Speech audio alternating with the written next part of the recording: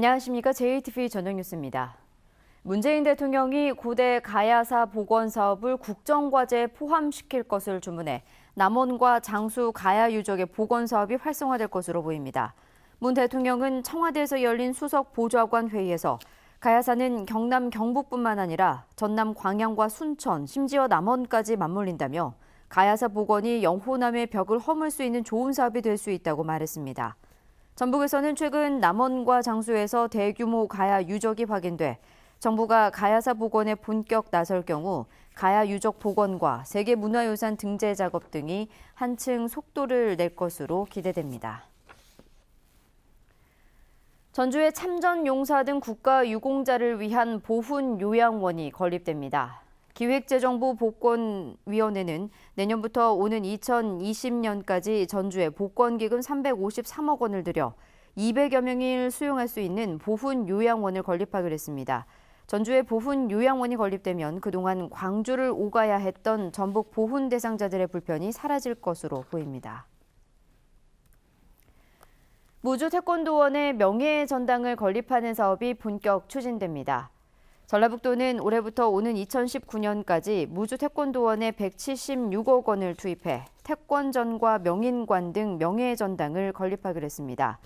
태권전은 태권도의 철학과 정신세계를 상징적으로 구현하기 위해 대청마루와 마당 등으로 구성되며 명인관은 고단자들의 수련과 소통을 위해 수련실과 연회장 등을 갖추게 됩니다. 더불어민주당이 새만금 비산먼지 문제를 해결하기 위해 주민과 공동 대응하기로 했습니다.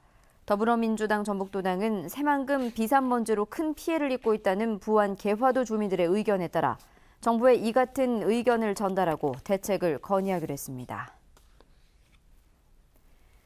민주노총 전북본부가 전라북도의 공공부문 비정규직의 정규직화를 위한 노정교섭을 요구했습니다.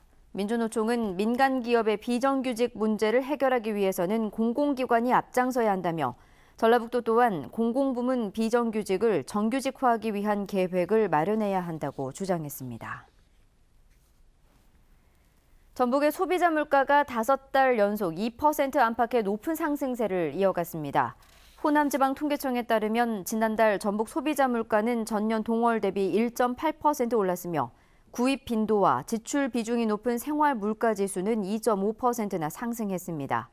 품목별로는 달걀이 53.4%, 돼지고기가 12.8% 오르는 등 축산물이 10.5%나 상승했으며 수박 등 신선 과실류도 15.3% 올라 지난 2012년 10월 이후 가장 높은 상승률을 기록했습니다.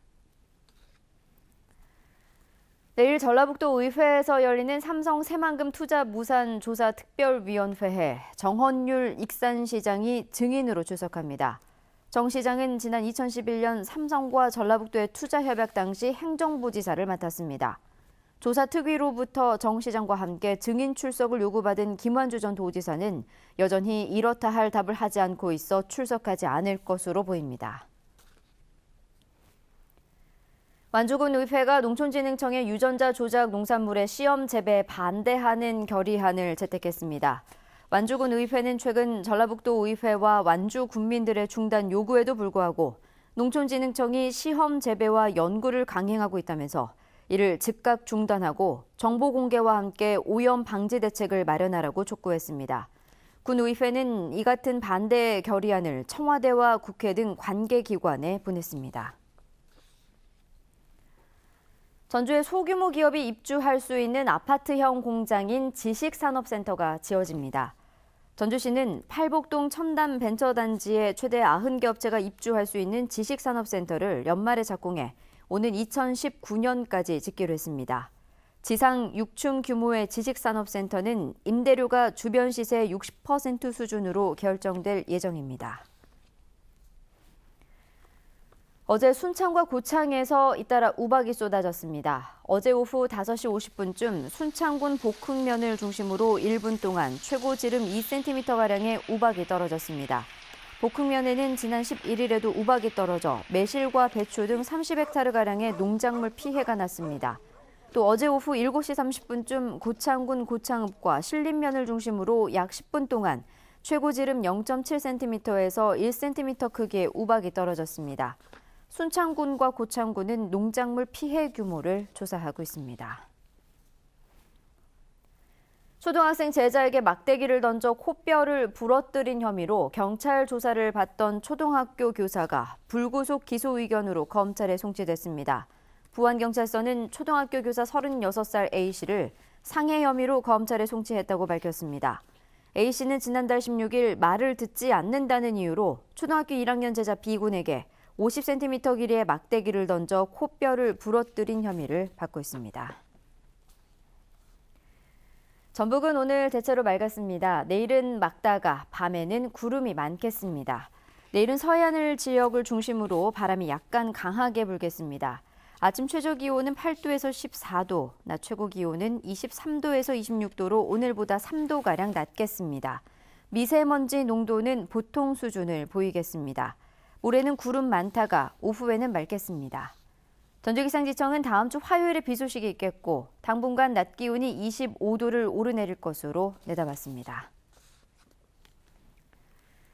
문재인 대통령이 지원 계획을 밝혔지만 새만금 사업은 현재 내년도 국가예산 확보가 쉽지 않고 군산조선소는 다음 달 문을 닫을 예정이어서 정부의 후속 대책이 시급합니다. 수도권 집중화가 심화되면서 지역의 위기감이 커지고 있는 가운데 오늘 국회에서 열린 토론회에서는 새 정부가 지역 균형 발전을 이룰 수 있는 적기라는 주장이 나왔습니다. 전라북도의 소비자 물가가 올 들어 5개월 연속 2% 안팎의 상승률을 이어가면서 장보기가 무섭다는 말이 엄살이 아닌 현실이 되고 있습니다.